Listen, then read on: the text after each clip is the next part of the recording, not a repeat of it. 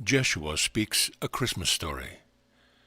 Beloved one, now we will speak about a topic you have celebrated in this lifetime, and many other lifetimes as well, about Christmas, about the Christ Mass, to celebrate the birth of the Christ upon this plane. It has been, in most religious philosophical thinking, to celebrate my birthday as one Jeshua, Jeshua the Christ. But in truth, it is the birth of the Christ of you awakening. It is your own birthday that you are celebrating. This is truly a holy time, a time when many have set aside a celebration, a reckoning of who they truly might be. And yet there are so many festivities and customs that sometimes the true meanings get a bit lost. Often there is the perceived necessity of, I have to buy a present for Aunt Mildred, and I have to buy the right present for her, and there is much energy and much thought spent on selecting the right and perfect gift. And yet, as you have often acknowledged, it is truly love and the thought that goes into the gift, not so much the actual object that is important. As you have seen, you are surrounded by objects, tokens of love, and yet they are objects if you look just upon appearances. But if you look to the love in which they were given, that is the true gift. Allow yourself to be happy. Know you the contagion of being happy. Know you when you have walked into a room and there is laughter, how good it feels, and you can join in and feel alive. Know you the feeling when you walk into a room and everyone is worried about something or caught up into activities and very mental about everything that has to be done. And you feel the energy of the have-tos. The have-tos are really heavy, but the want-tos are joyful. I know human life. There were times when I even helped with the washing up of the eating vessels. Of course, why not? Would it have to be all Miriam's job to wash up? No, we shared it, as you do in this day and time. Yes, I know there are cultures where the male gender would not deign to put the hands into washing up, and yet it is a good feeling to have clean utensils. It is a good feeling to have a clean abode.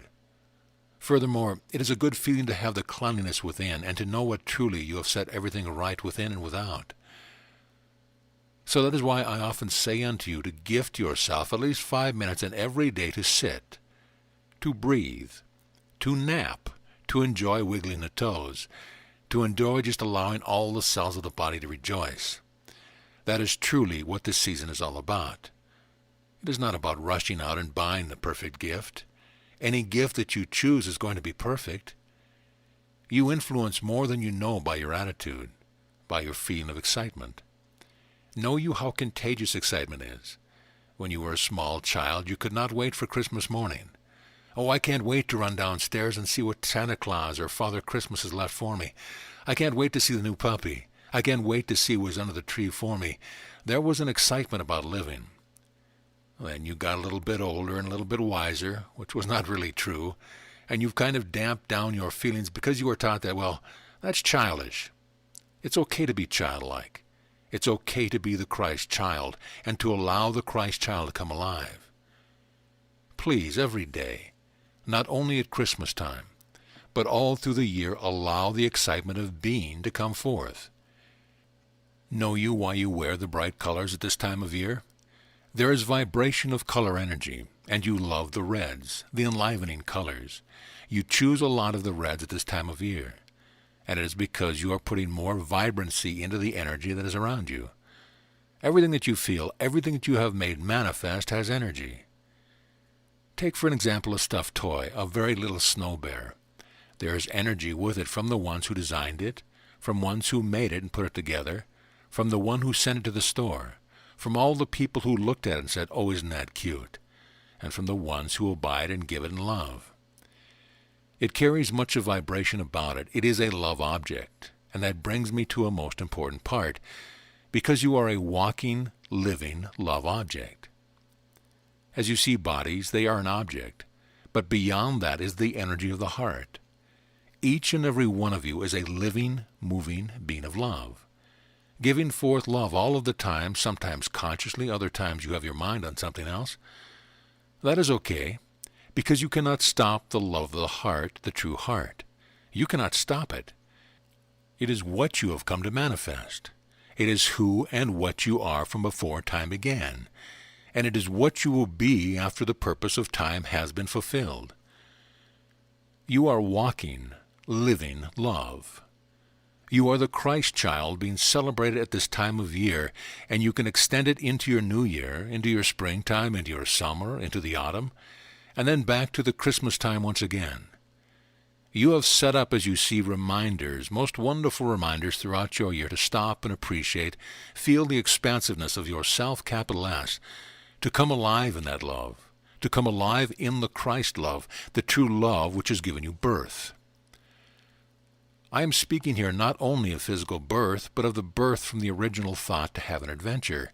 When the Christ child asked, "What can I experience? What can I manifest? Where can I go? What can I do?" And as you have seen, you have made in this reality a duality of things that are not like love in order to give contrast to love.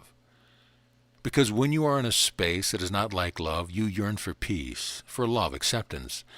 And when you find that, it is very true, very enlivening, very real, capital R. You come alive in that love, and there is a big, big contrast that you can feel. You have made duality in order to have contrast. Ones have often asked me, why do I make challenges for myself? Why do I make it so hard for myself? I know that I am manifesting my reality, I know, but why do I make challenges? Well, one reason is so you can have good contrast to know that when you finally come to peace in a place of love, you can really, really feel a difference.